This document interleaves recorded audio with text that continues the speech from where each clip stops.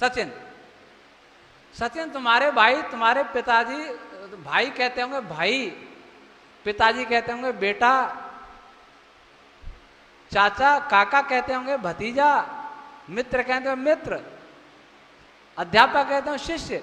नाम तो सचिन था, लेकिन समाज कई नामों से पुकार रहा है। क्यों? कई तरह से व्यवहार करते हो, लेकिन मुख्य नाम क्या रहा? सचिन। पिता भी पत्र लिखेगा, अंदर तो लिखेगा प्रिय पुत्र, और लिफाफे क्या लिखेगा? सचिन कुमार या सचिन, जो भी।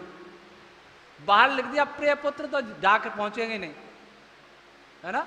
अंदर पुत्र लिख जाएगा, अनौपचारिक रूप से। औपचारिक सचिन। वैसे ही ईश्वर का जो मुख्य नाम है, निज नाम है, वह तो ओम है। गौड़ नाम है शिव है, ब्रह्मा है, जगदम्बा है, विष्णु है, मंगल है, वरुण है, ये सूर्य है, चंद्र है, इंद्र है, ये सब ईश्वर के नाम। वही ओम कल्याणकारी होने से शिव, वही ओम व्यापक होने से विष्णु, वही ओम सृष्टि की उत्पत्ति करने वाला होने से ब्रह्मा, या ब्रह्मा का अर्थ व्यापक भी है। वही ओम परमेश्वर होने से इंद्र, लेकिन मुख्य नाम ओम। अब वेदों में से देख करके ये नाम सृष्टि के आदि में ऋषि महर्षियों ने रखे। तो किसी ने अपना नाम इंद्र रखा, कोई महादेव हुए, कोई विष्णु जी हुए, मतलब इस नाम के वेदों से लेकर के इस नाम के व्यक्ति हुए, वो बहुत बड़े महापुरुष हुए। आगे आने वाले महाभारत के बाद लोग ये भूल ही गए।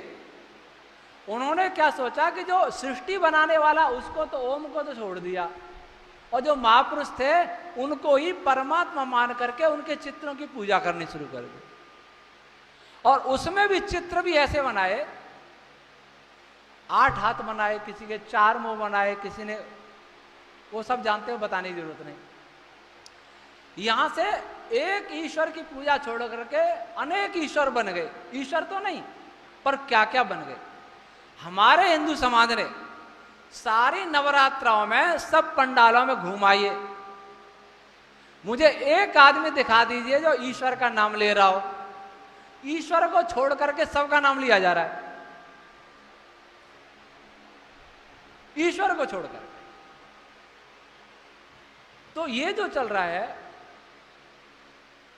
9 देवी कौन कौन सी है मैं ये जानता भी नहीं और जानने का प्रयास भी नहीं करता, परंतु जगदम्बा ईश्वर का नाम अवश्य है। जगत की माता वही माता है। त्वमेव माता च पिता त्वम हिना पिता वसु त्वम माता शतक्रतो बभूविता।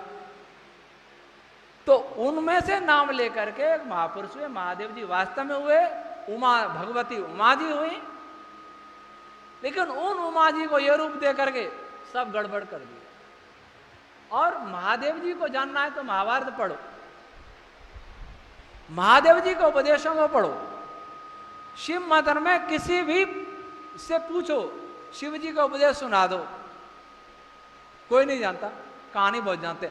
और जो पूजा हो रही है उसके बारे में मैं यहां मंच पर कोई कमेंट कर भी नहीं सकता। शिव पुराण स्वयं पढ़ लीजिए। मेरा एक सहायक था, शोध सहायक नितेश शर्मा,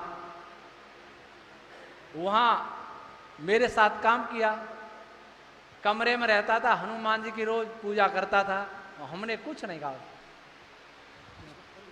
एक दिन मैंने कहा नितेश तुम जयपुर जाओ और मेरे लिए ये पुराण खरीद लाओ। जो पुराण खरीदने गया तो शिव पुराण भी मंगाया, बहुत सारा बोझा मंगा लिया। उसका भाई भी वहां जयपुर में था, कोई बीजेपी का नेता था। उसने लाया कि नितेश क्या लाया है, उसके बुआ का लड़का था। शिव पुराणी हाथ लगी और वो ही हाथ लगी दारूवन की कथा। उसने कहा ये क्या लाया, शिव पुराण ऐसा है क्या? गुरुजी कहते तो थे, संकेत तो कर दे, हम विश्वास नहीं करते थे। क्या तू गुरुजी को कहना इसका खंडन में एक पुस्तक लिखें, वो भी पौराणिक, और मेरा सहायक वो भी पौराणिक। फिर मैंने एक पुस्तक लिखी, बोलो किधर जाओगे यहां मिल रही है।